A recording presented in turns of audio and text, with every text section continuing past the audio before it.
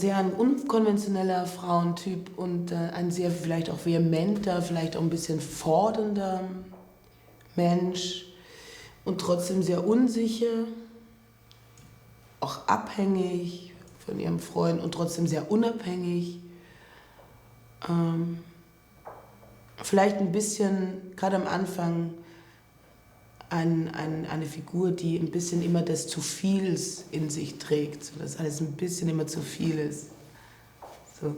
Beim Casting war es ganz klar, dass Maren hier jetzt immer nur das Paar sucht. Es war nie so, dass sie Chris oder Gitti gesucht hat und dann sucht sie den Mann dazu oder die Frau. Und es war ja auch wichtig, dass die Schauspieler, die vor ihr stehen, ein ausgewogenes also wo das auf Augenhöhe sich befinden und wo das Machtverhältnis nicht sichtbar ist. Und das war bei Lars und mir wirklich am stärksten. Also von all diesen Männern, mit denen ich gecastet worden bin, war das mit Lars am stärksten. Und ich kannte den natürlich vom Theaterspielen, so, als ich hier noch in Berlin gespielt habe.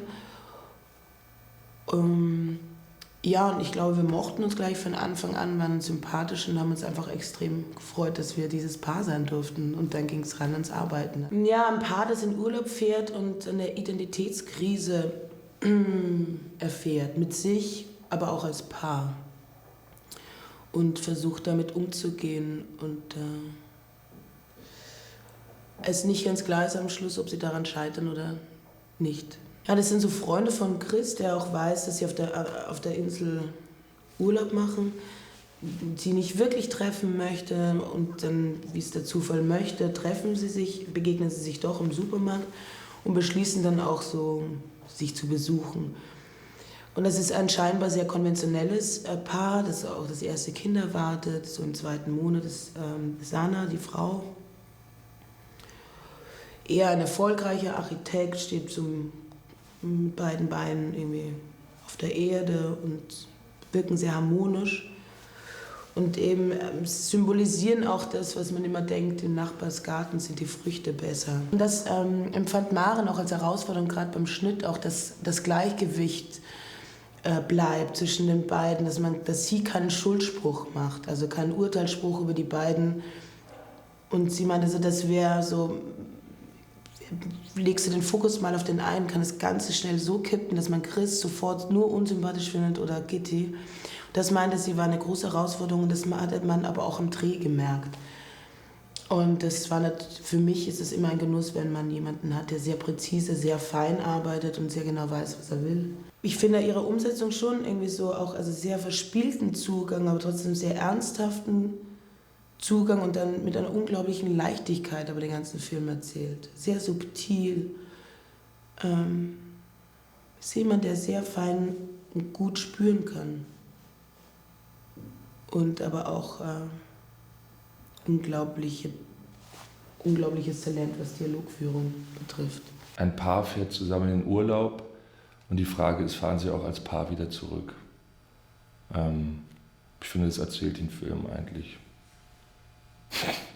Also alles andere, klar, mich hat es auch vor allem an Le Mépris erinnert, weil das Besondere an dem Film ist ja tatsächlich, dass erstmal nicht so wahnsinnig viel passiert. Es gibt ja gar keinen vordergründigen Handlungsstrang oder eine zwingende Dramaturgie, sondern es geht wirklich nur um ein Paar, um 2 Menschen. Er ist sehr ehrgeizig und hat das Gefühl, er genügt gerade seinem eigenen Anspruch nicht und hat er wahrscheinlich ein größeres Ideal an Karriere im Kopf und im Moment klappt eigentlich nicht so richtig. Da gibt es diesen Wettbewerb in dem Film, den er gewinnen will und den gewinnt er nicht.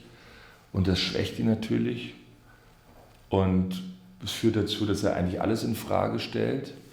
Und eigentlich ist er viel mehr mit sich beschäftigt als mit seiner Freundin. Und das merkt seine Freundin, glaube ich, auch. Das Besondere an dem Film ist ja auch diese Idee von Maren, das in den Urlaub zu verlegen, weil Urlaub ist ja tatsächlich immer auch eine ganz besondere Situation, also wie eine Ausnahmesituation, eigentlich im positiven wie im negativen Sinne. Und deswegen kann ich jetzt gar nicht sagen, wie Chris normalerweise in dieser Beziehung funktioniert. Es ist tatsächlich, dass man eher sieht, wie er im Urlaub funktioniert. Und da ist er, glaube ich, jemand, der erstmal seine Probleme mit in den Urlaub nimmt, was, glaube ich, in der Beziehung immer scheiße ist, vor allem wenn es rein berufliche Probleme sind. Und man fragt sich halt die ganze Zeit, warum machen die nicht erstmal Urlaub oder warum lassen die sich nicht ein bisschen gut gehen? Die haben ja erstmal keine vordergründigen Probleme.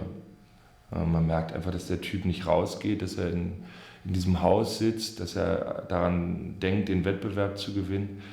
Und das hat natürlich schon eine Form von Dominanz in der Beziehung.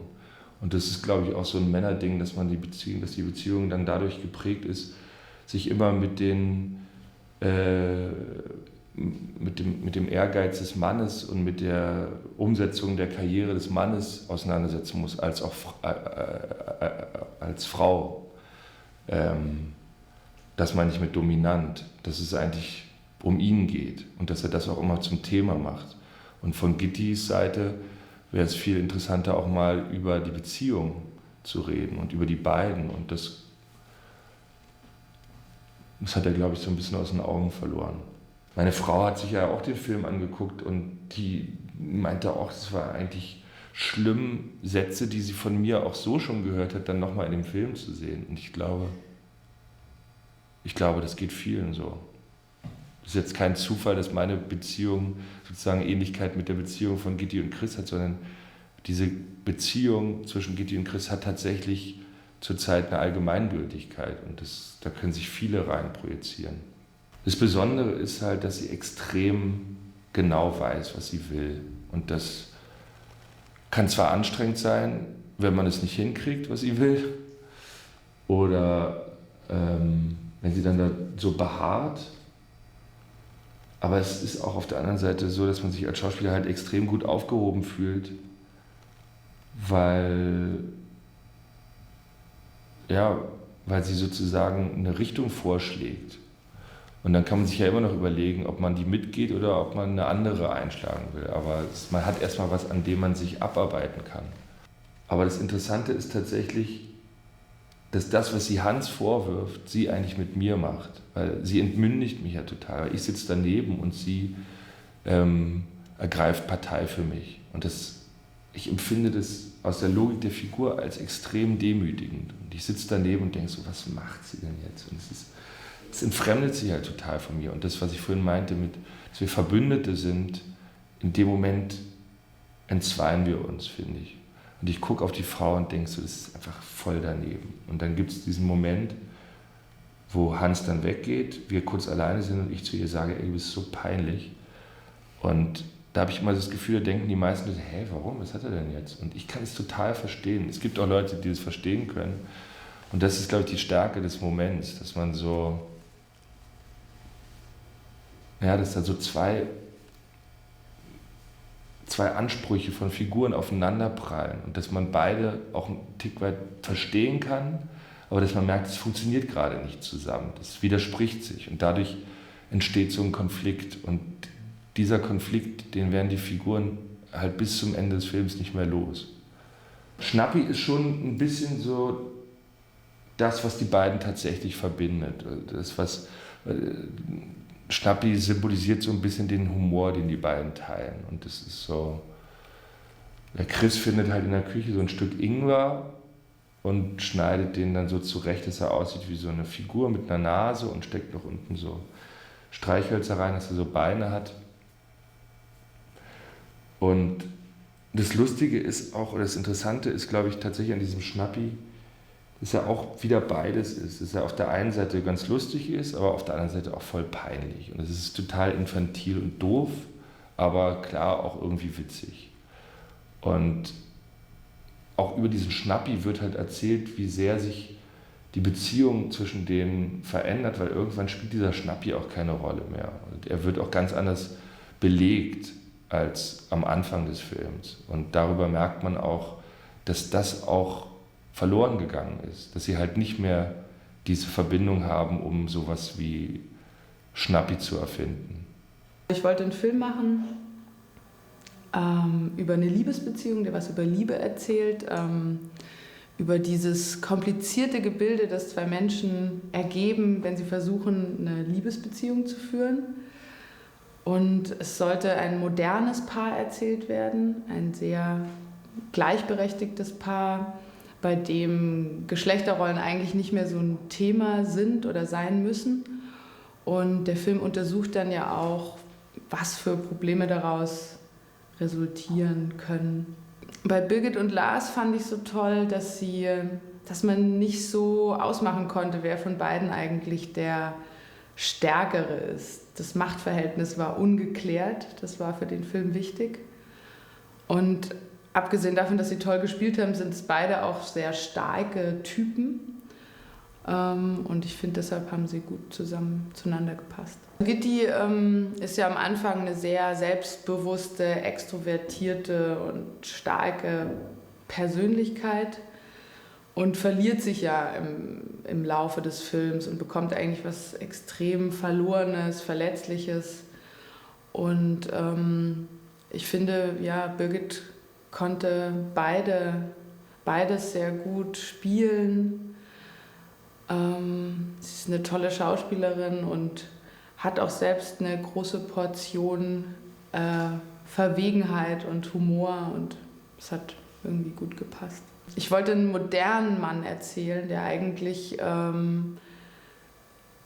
zu seinen Gefühlen stehen kann, der sich eigentlich auch darüber hinweg ist, sich mit sowas wie Männlichkeit oder Status zu beschäftigen. Und ich fand, dass er da vom Typ gut gepasst hat und hatte auch das Gefühl, dass er als Typ Mann da schon auch eine gewisse Ähnlichkeit hat mit der Rolle. Chris hat ja sowieso, man merkt schon vorher, dass er so ein schwieriges Verhältnis zu Hans hat, das so schwankt zwischen Ablehnung und Bewunderung. Und als sie dann auf die beiden treffen, gibt es ja diese Eskalation an dem Abend. Dadurch entzweien sie sich zum einen. Ich glaube aber, was eigentlich die größere Falle ist, in die sie geraten, ist, dass sie bei den anderen was sehen, was sie glauben, was sie nicht haben oder was sie an sich vermissen oder von was sie irgendwie doch beeindruckt sind. Und dass sie in Folge dessen anfangen, die beiden auf eine komische Art zu imitieren oder denen so nachzueifern. Ich finde auch Humor für Liebesbeziehungen fand ich auch ein interessantes Thema, weil jedes Paar hat, glaube ich, so seinen eigenen Humor, seine eigenen Scherze, seine eigenen Rituale, seinen eigenen Schnappi sozusagen. Und das kann aber auch ganz schnell kippen oder man überreizt es dann oder man merkt auf einmal, oh Gott, auf diese Ebene, er springt gerade nicht an, wenn ich diesen Witz mache. Also das ist sofort auch ein Feld, wo man auch ganz schnell unsicher werden kann oder wo der andere auch damit spielen kann, dass er jetzt gerade dann was nicht lustig findet. Dialoge schreiben fällt mir irgendwie leicht und ich wusste, dass ich viel über Dialoge erzählen will. Also am Anfang war eben auch eine der Anfangsideen, dass ein Paar redet sozusagen. Und ich habe dann auch relativ viel Dialoge einfach frei geschrieben, auch die Figuren eigentlich aus den Dialogen raus entwickelt. Ich habe irgendwie viel Monologe geschrieben, die Gitti so halten könnte und habe eigentlich so auch die Figur gefunden durch dieses Schreiben von Dialogen. Ich habe mir jetzt gar nicht groß den Hintergrund von den beiden überlegt, woher die kommen oder so. Das war irgendwie zum Beispiel kein Thema in der Vorbereitung, sondern es ging viel eben um das Sprechen.